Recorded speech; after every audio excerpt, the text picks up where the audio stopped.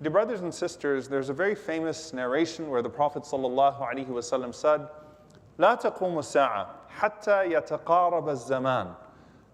That time, the hour will not come until time shrinks. Time, literally, shrinks. So the Prophet ﷺ said, فَتَكُونُ السَّنَةُ كَالشَّهْرِ, that a year will feel like a month, وَالشَّهْرُ كَالْجُمُعَةِ, and a month would feel like a week, and a week would feel like a day, وَيَكُونُ الْيَوْمُ كَالسَّاعَةِ, and a day would feel like just an hour, وَتَكُونُ السَّاعَةِ, and the hour would feel like a burning bush or like the flare of a fire. Quickly, everything goes by so quickly. You don't feel barakah in time. You don't feel blessing in your time. And there's a collective manifestation of that. And then there's on the individual level when you start to look at yourself and you say, where is it going? And I read about people that are so productive in the past and in the present. Where is the blessing in my time? And the Messenger ﷺ in another narration, also in Bukhari, he directly tied the shrinking of time to the decrease of good deeds and the increase of certain types of corruption. So he said, sallallahu alaihi wasallam, يَتَقَارَبُ الزَّمَانِ وَيَنْقُصُ الْعَمَلِ, that time would shrink and so the deeds, the output of good deeds would be less. وَيُلْقَ الشُّحْ, and greed, miserliness, stinginess would be placed in the hearts of people. وَيَكْثُرُ الْحَرْجِ, and the Prophet ﷺ said, and murder would become prevalent. Murder would become prevalent. And so there's a direct connection between the shrinking of time and the shrinking of the output of deeds. And of course, the battle with time to make the best use of your time is one that even the Sahaba felt. And most people do not realize the value of their time until things start to become different, until you start to get older, until you start to get busier, until your health starts to wither as well, until you see some of the consequences of your wasted time later on in life, and then you go back and you say, subhanAllah, I should have done things differently. And that's why the Prophet ﷺ, of course, mentioned نِعْمَتَانْ مَغْبُونٌ فِيهِمَا كَثِيرٌ مِنَ النَّاسِ الصِّحَّةُ وَالْفَرَاغُ. Sallallahu alayhi wasallam. He said that there are two blessings that people just do not take advantage of.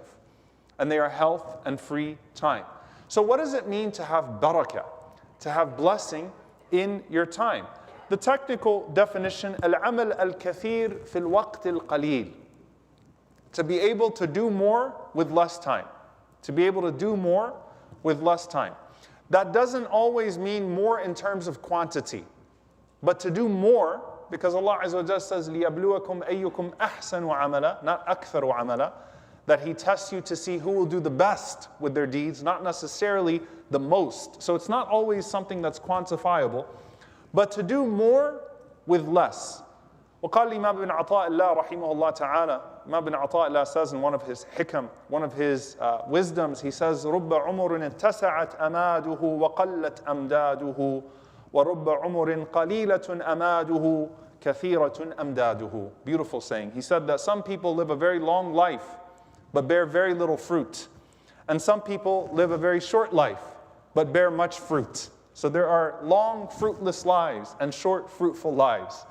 And so if a person is sincere with Allah subhanahu wa ta'ala and takes the amana of time, the blessing of time seriously, then what they can accomplish in a week is what someone else can accomplish in a day, even in a time where overall time has shrunk, even now, right? So this isn't just something that we lament the past and we say, yeah, they used to be able to read that much Quran and do all of these good deeds, but they were different than us, because even now, with sincerity and steadfastness and taking your time seriously, you can accomplish more with the same amount of time as someone else. A person might, even in today's world, accomplish more at the age of 18 than someone else at the age of 80, right? It is still a thing if you take the amana of time seriously, the trust of time seriously. And so I wanted to just go over 7 things that I extracted from the sunnah of the Prophet ﷺ about how to have barakah in your time.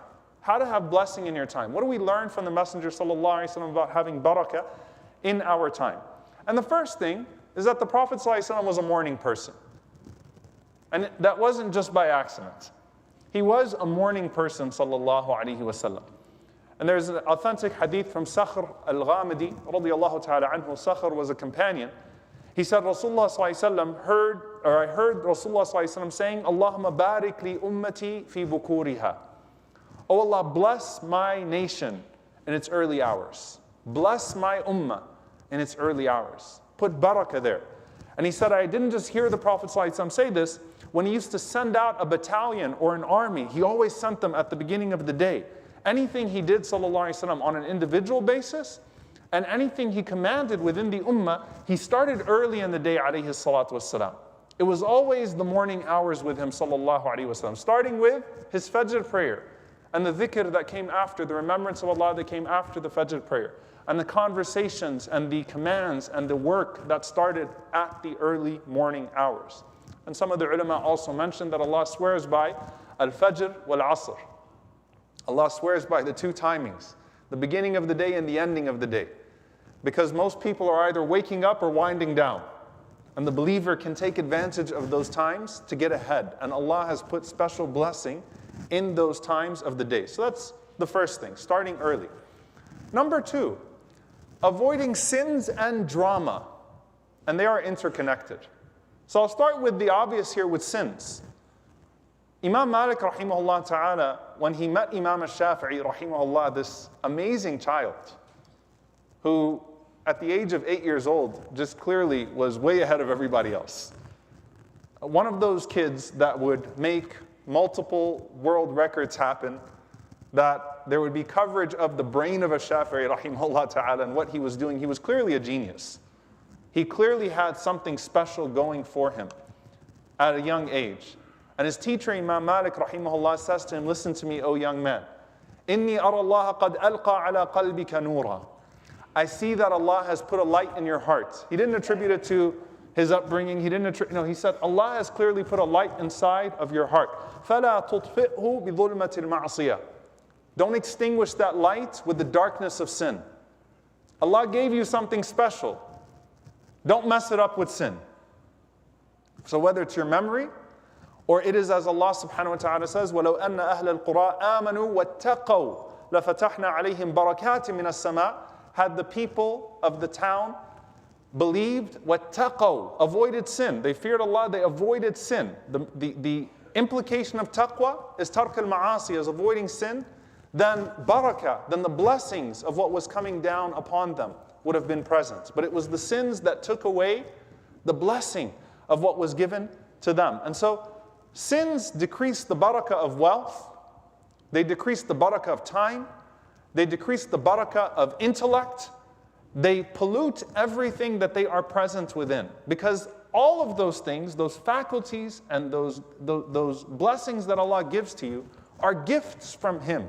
And He will not allow you to keep those gifts if you tarnish them with disobeying Him. So the light will be extinguished in your time. The light will be extinguished in your mind. The light will be extinguished in your wealth also, and so many other things. And some of the scholars also say, and this is why I said avoiding sins and drama, there's ham al-mashakil. There is the hem, the anxiety that sin causes. When you're a messy person, you get yourself into a lot of messy situations, don't you?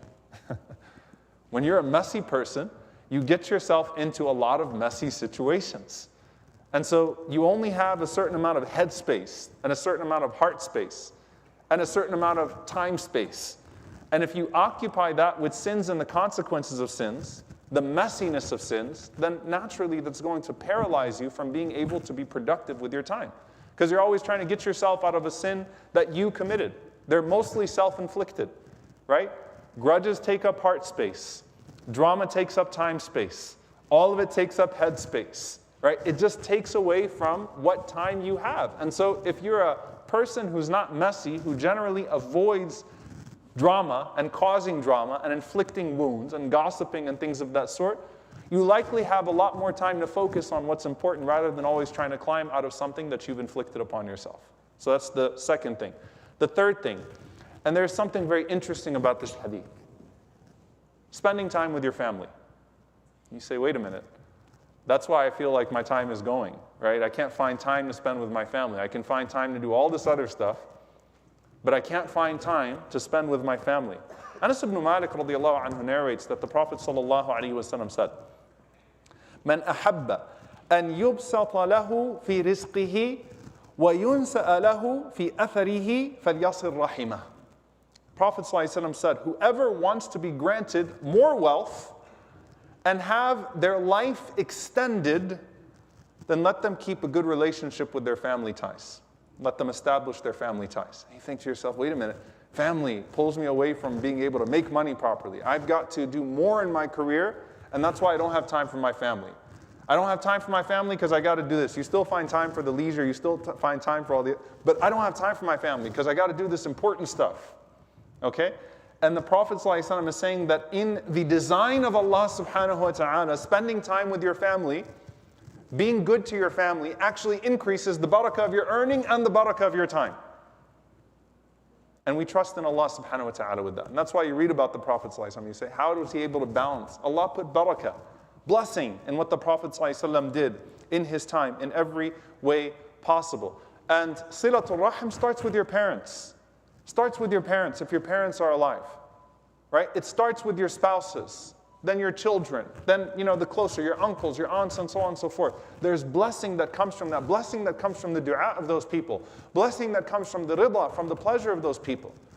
And so all of us should take that as a sign. You know what? No, I'm not going to relinquish those family ties in the name of what? In the name of making more money or making better use of my time. Because the Prophet ﷺ said, the opposite is in fact true. And subhanAllah, you look at the way the scholars pointed to this, or explain this idea of the prolonging of life. The prolonging of life. Some of them said, حصول القوة في الجسد. That Allah blesses your health and blesses your ability, expands you in that sense. Some of the scholars say, بالبركة في عمره والتوفيق للطاعات. Allah blesses them by just putting more in their time. Barakah in their time. And guides them to do actions of good, deeds of obedience. Some of them said, and this is beautiful, بقاء ذكره الجميل بعد الموت. Allah extends his life with the good memory that he leaves behind, with those people that you loved. So they have dhikrun jameel. They have a beautiful way of remembering you. And that extends you because when they remember you beautifully, then they do things in your name. That encourages them to make dua for you and to give sadaqah in your name. And that allows for your extension on life to exist. And some of the scholars said, of course, that this is the actual extension of years that Allah subhanahu wa ta'ala puts in his books on a person when a person has barakah in that sense. The fourth thing, acts of gratitude. Allah Azza wa Jalla says, وَلَئِن شَكَرْتُمْ لَأَزِيدَنَّكُمْ. If you are grateful, I will increase you. Now, لَأَزِيدَنَّكُمْ is in regards to faith as a whole, your perspective, but also in regards to the specific thing that you are showing shukr with. What does it mean to be grateful with your health? Allah will increase you when you're grateful with your health. When you use your health to work acts of gratitude. Sadaqah is a means of gratitude with wealth. It increases your wealth. And so gratitude with your time. Sparing your time for service to do acts of shukr, volunteerism. Some people think, well, I can't find time for the volunteerism and doing the acts of gratitude. Allah extended the years of Dawood alayhi salam. اعملوا آل داود شكرا. Who worked acts of gratitude. And it extends his life alayhi salam. And so a person should always have some notion of sadaqah with their time. And so, I want to be very clear here. This is not just swiping a credit card or now whatever, doing it online and just donating something. Sadaqah with your time, acts of gratitude with your time will put barakah in your time. Volunteering your time for something good in an act of gratitude will actually bless your time as well. Number 5, a daily recitation of the Quran, specifically Surah Al-Baqarah, is where we find the Prophet ﷺ talked about Al-Baqarah when it comes to barakah in time.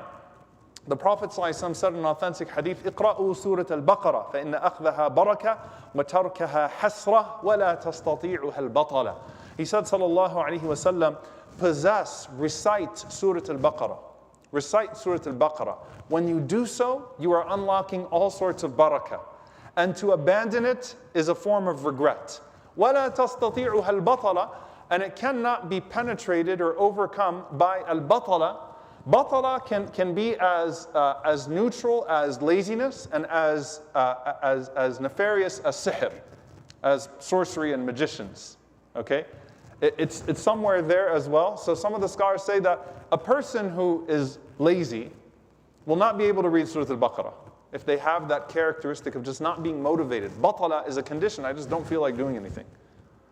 And then you have a narration from Muawiyah radiallahu ta'ala anhu where Muawiyah said, بَلَغَنِي أَنَّ الْبَطَلَ أَيَ السَّحَرَةِ What I was taught is that batala here refers to as-sahara, the sorceress. So it's a protection of the house. And we know the Prophet ﷺ told us to read Surah Al-Baqarah in the home as a means of protecting it from anyone that tries to cause you harm.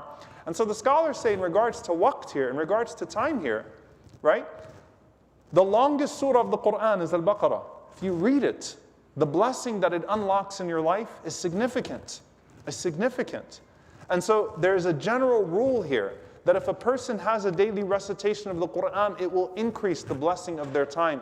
And specifically, of course, here, Surah Al-Baqarah that has been given to us. And it is as long as it is, subhanAllah, as long as it is, you will find many people able to memorize Surah Al-Baqarah. Can't memorize the whole Quran, but you will find many people that were able to memorize Surah Al-Baqarah.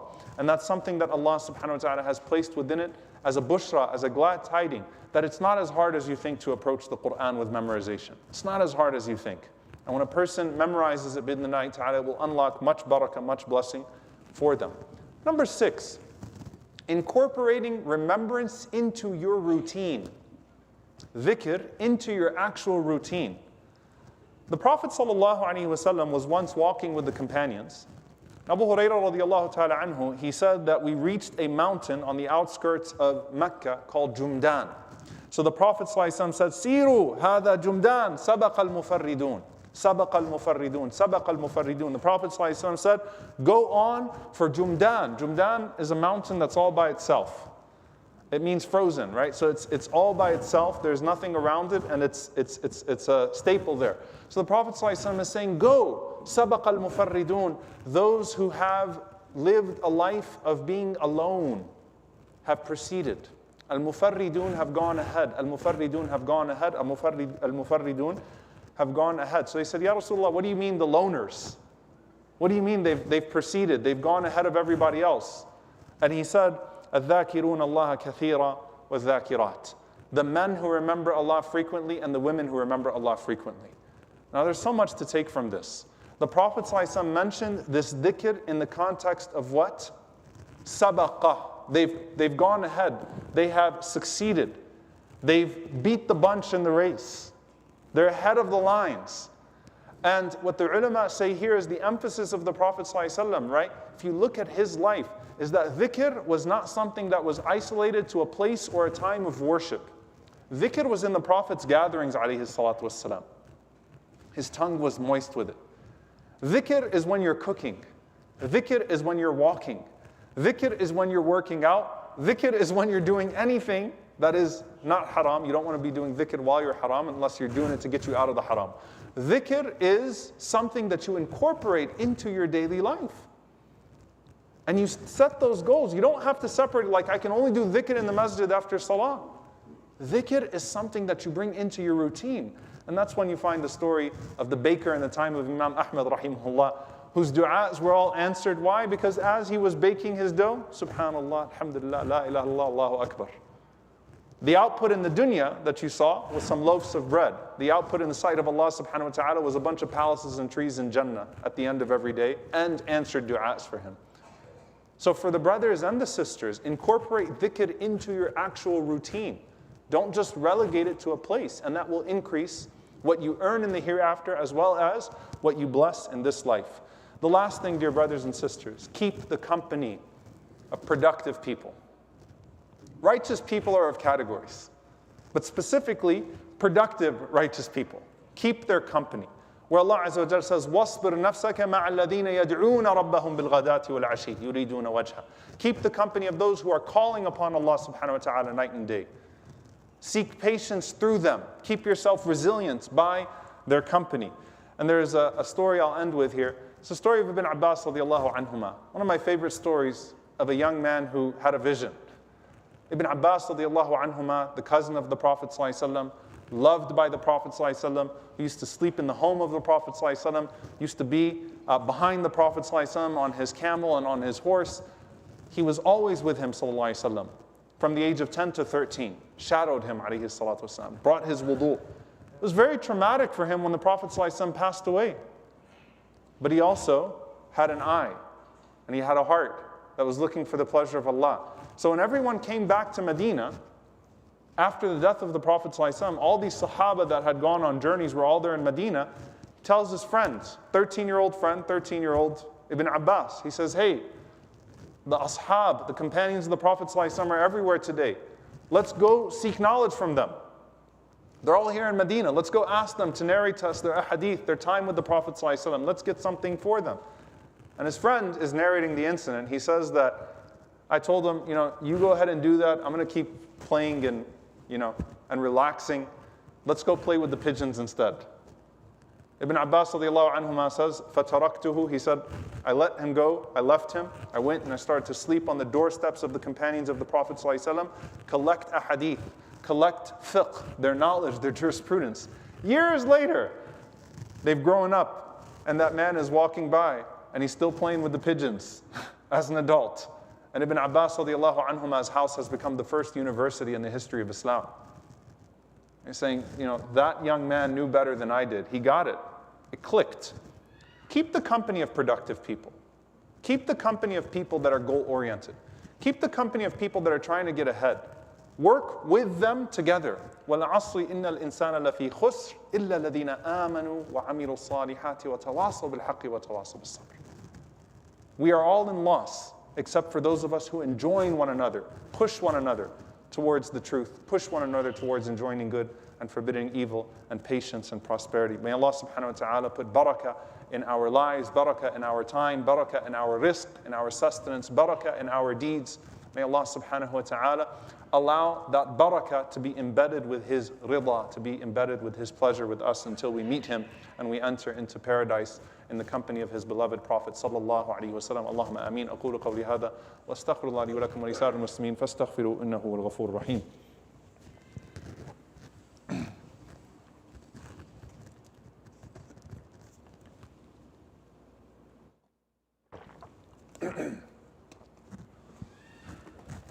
الحمد لله الصلاة والسلام على رسول الله وعلى آله وصحبه ومن والاه. اللهم اغفر للمؤمنين والمؤمنات والمسلمين والمسلمات الأحياء منهم والأموات إنك سميع قريب مجيب الدعوات. اللهم اغفر لنا وارحمنا واعف عنا ولا تعذبنا. ربنا ظلمنا أنفسنا وإن لم تغفر لنا وترحمنا لنكونن من الخاسرين. اللهم إنك عفو كريم تحب العفو فاعف عنا. اللهم اغفر لوالدينا رب ارحمهما كما ربونا صغارا. ربنا هب لنا من أزواجنا وذرياتنا قرة أعين وجعلنا للمتقين إماما. اللهم انصر إخواننا المستضعفين في مشارق الأرض ومغاربها. اللهم أعز الإسلام والمسلمين وذل الشرك والكاذبين ودمر أعداء الدين. اللهم أهلك الظالمين بالظالمين وأخرجنا وإخواننا من بينهم سالمين. عباد الله، إن الله يأمر بالعدل والإحسان وإيتاء ذي القربى وينهى عن الفحشاء والمنكر والبغي يعظكم لعلكم تذكرون. فاذكروا الله يذكركم واشكروه على نعمائه يزد لكم ولذكر الله أكبر والله يعلم ما تصنعون. وأقم الصلاة.